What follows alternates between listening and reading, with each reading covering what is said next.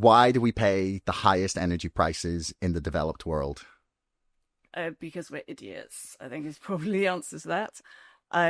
So we have adopted what's called a polluter pays doctrine, if you like.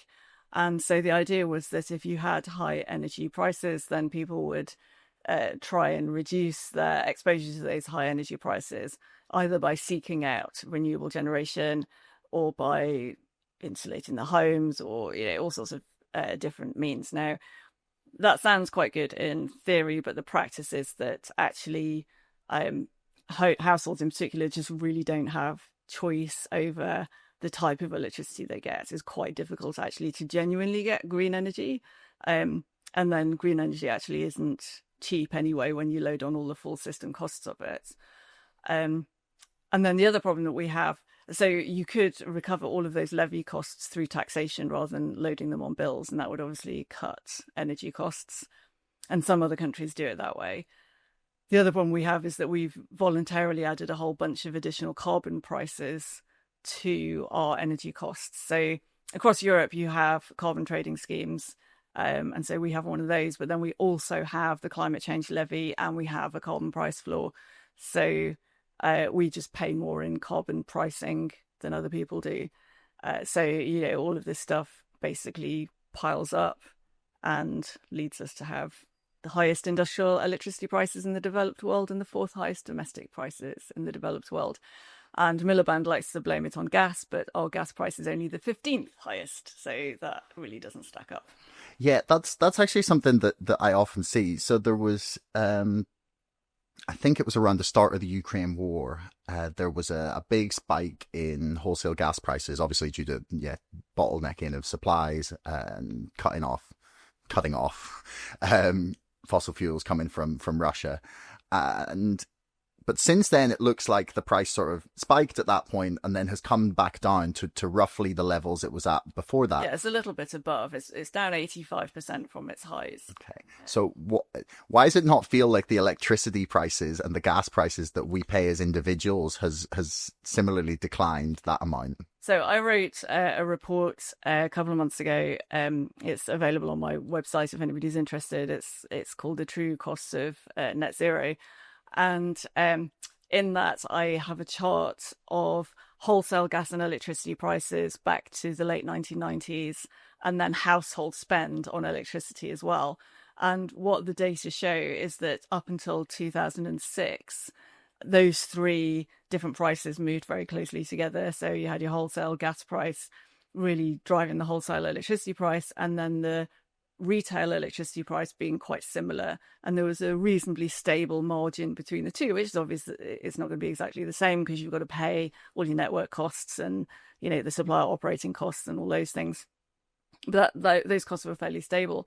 But then from 2006 onwards, you see the household prices begin to diverge quite significantly from the wholesale price, and that was really a function of the energy market reforms that were driving net zero. Or we didn't call it net zero at the time, but that's really when the subsidies started to bite, when the impact on network costs started to bite as well, because you get the first order cost, which is the subsidy cost, and that is something that consumers pay to renewable generators. And we also pay their profits, by the way.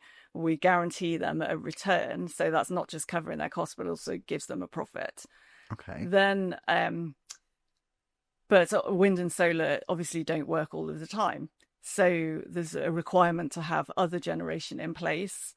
And, as we went through time, we got more renewables. Conventional generation was running less, and so some of it started to close. So then there was a concern that when you needed it, it wouldn't be available. So they created the capacity market to effectively pay for that backup. Mm-hmm. So although it's paid primarily to gas power stations, it is a renewable subsidy fundamentally, because it's making sure you have the backup available for when it's not windy and sunny. It's a cost of the intermittency. So then you also have to add on the extra network costs to connect renewables. You need a lot more wires because they have low energy density. If you were to build an 800 megawatt gas power station, which is like a good sized gas power station, you obviously just have one grid connection. An 800 megawatt wind farm is 60 turbines. So obviously they each need wiring up. And because your capacity factor of wind is like 35% and it's probably 87% for gas, you need maybe 2.5 times as many turbines to give you the same annual output as you'd get from gas.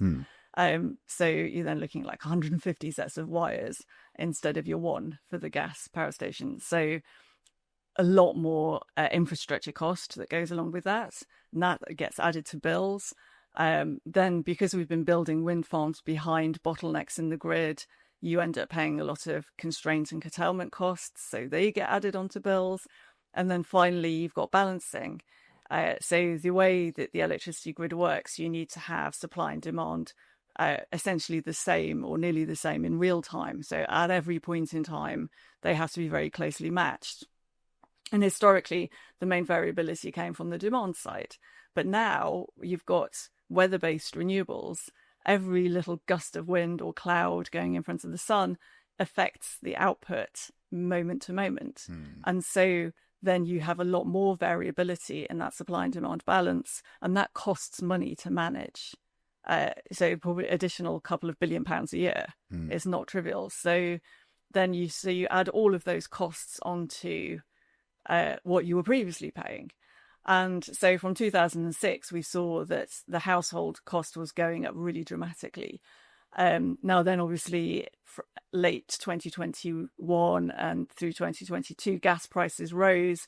And also there were various support schemes put in place. And there was a pause on the green levy recovery, for example. So you had a bit of a narrowing of that spread, but then it's widened again since. You actually saw wholesale prices falling significantly, but household prices continued to rise for a period. And I calculated that had we not done the energy transition from 2006 to today, we would have saved £220 billion in today's money. Hang on, 220 £billion. So 10 billion a year almost. Well, yeah. Wow. So, and that cost has been almost like that's gone on all the things you mentioned there, the subsidy, the carbon price floor, all the additional costs. I mean, I'm constantly being told, right, that renewables are cheaper. And I talked to some friends about this. Just lie. Who are, it seems like that might be the case. Okay, so I can literally prove this to you now. Okay. So, a couple of days ago, on the first day of the parliamentary recess, Ed Miliband's department puts out the administrative strike prices for the next subsidy round. Now, so this is AR7, allocation round 7. AR6 happened last year. And in AR6, let's just talk wind, solar, offshore wind, onshore wind and solar. So onshore wind and solar had a strike price of in the low 70s, 70 to 72. And so this strike price is the guaranteed selling price that they have for their electricity. If the market price of electricity goes higher than that, then they can pay back the difference. But if it's lower, you make it up. You get it made up. Anyway, so and for wind, it was £82. This is in 2024 money. Mm-hmm. The actual wholesale price of electricity last year was £72. So offshore wind was 13% more expensive than generating electricity using gas. Now, this week they've published the administrative strike prices for AR7. Now, the administrative strike price is the maximum price that the government is willing to pay well, they don't pay it, obviously, but it's the maximum they're willing to authorise. And so offshore wind, for AR6, the maximum they would have agreed to was £102. Now it's going to be £113, but they've increased the contracts from 15 to 20 years. So if you were to apply the same percentage increase from the administrative strike price to the actual auction cleared price, And then you add on about 12% because that's essentially what the extra 5 years is worth. Your £82 in AR6 turns into £101 in AR7. But the wholesale price of electricity last year was 73. So yeah. So like, but the figures that you're talking about here are like 50% higher than that. yeah.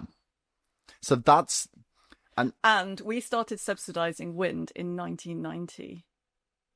So the original premise of the subsidies is, well, it's an immature market. We've got to prime the pump. yeah. We've got to encourage investment, and that's fine. Okay, that's a reasonable thing.